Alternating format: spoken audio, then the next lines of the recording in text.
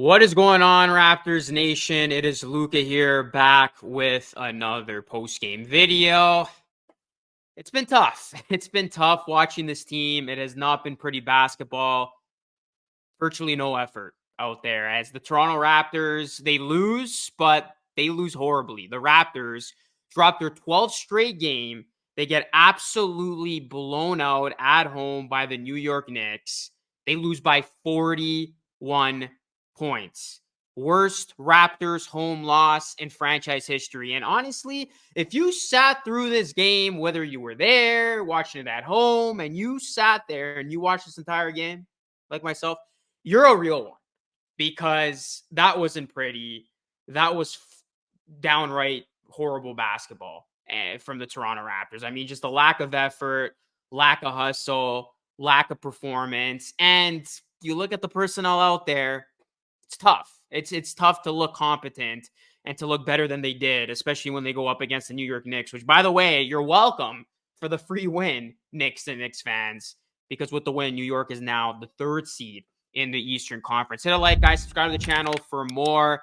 I mean, if you look at this one from the Raptors' perspective, it didn't start well at all. As Ochai Agbaji, I hope he's okay, suffered a very, very scary fall in the first quarter, yelling in pain, did not look good.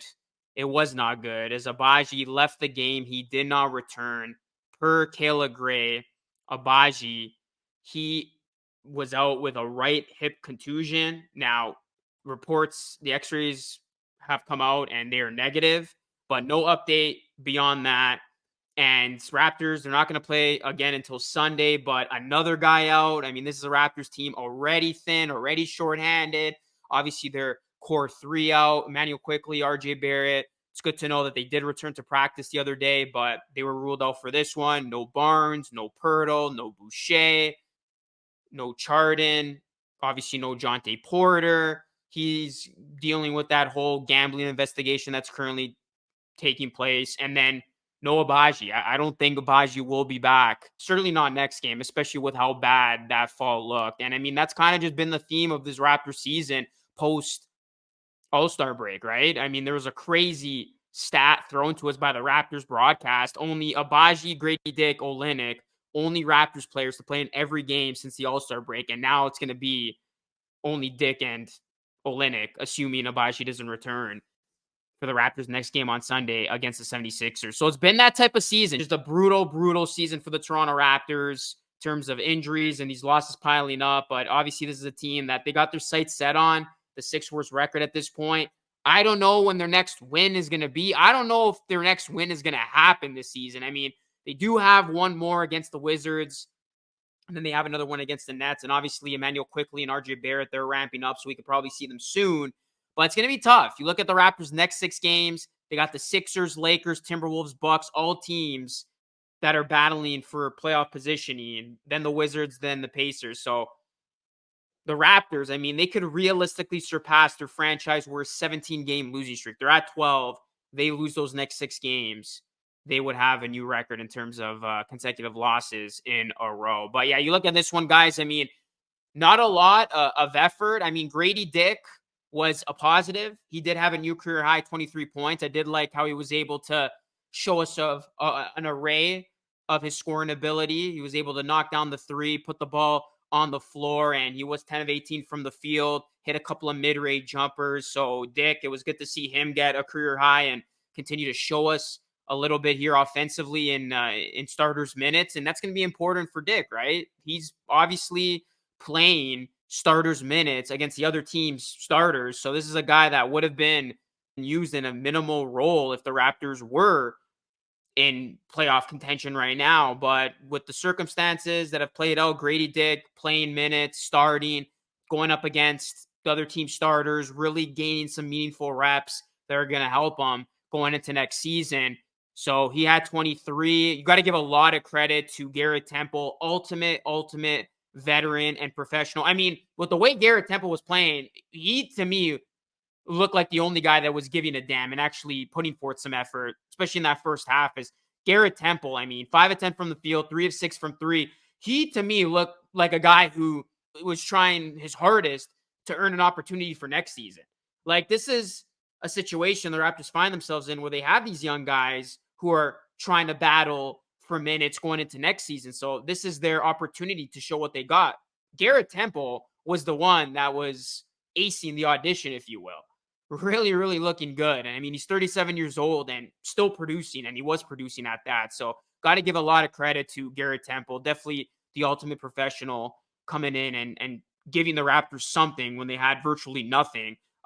Gary Trent Jr. had 18, 6 of 11 from the field. And then Kelly Olynyk had 13 points, 8 assists, 7 rebounds. But this was just a bad loss by the Raptors. Javon Freeman-Liberty had 14. The Knicks, I mean, they were just on fuego. The Raptors defense, they cannot slow down the Knicks at all. I mean, the Knicks, at one point, were shooting to 70% from the field. They finished 58% from the field, 50% from three. That is just ridiculous that they were able to shoot the three ball that high of a percentage. The Knicks almost put up 150 in this one. 5 off my prediction. I did say during the game, I posted on X. Go follow me on X, by the way. Luke Rosano 3 that the Knicks were going to score 150. But yeah, I mean, the Raptors defense non-existent in this one. Their offense obviously didn't do nearly enough. They shot at 46% from the field, which isn't terrible, 35% from three, but you're not going to win games when you can't stop the opposing team at all. I mean, the New York Knicks just did whatever they wanted out there, and the Raptors, they stood no chance. The Knicks winning this game by 44. Raptors did not lead at any point in this game. McBride, 29, Brunson, 26, DiVincenzo, 5 3-pointers made, 16 points. Bogdanovich had 18 from off the bench, and former Raptor Precious Achiuwa, 19 points, and he had that poster dunk there at the end to put the final nail in the Raptors' coffin, although the Raptors' coffin was already closed by the time Achiuwa had the poster dunk.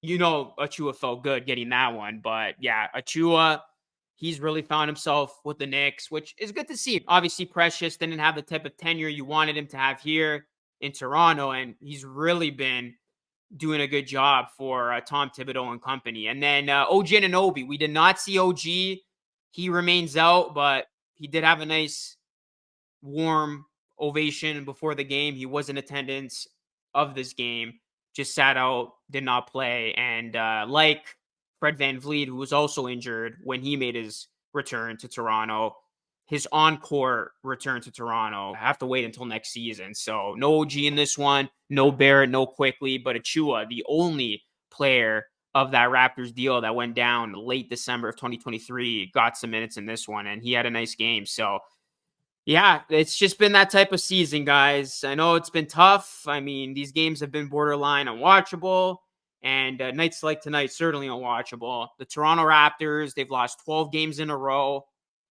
9 games left, and we'll see who's in the rotation for the final 9 games of the season. Is Emmanuel Quickly going to be back? Is RJ Barrett going to be back at any point? And yeah, we will see how the Raptors look Sunday. They're going to have 3 full days off, which is quite rare to have 3 full days off at this part of the season, but they will have some time to maybe get some guys back in the lineup. That is it for me, guys. Let me know your thoughts down below. Hit a like on the video, subscribe to the channel if you are new. Thank you so much for watching. Until next time, stay safe.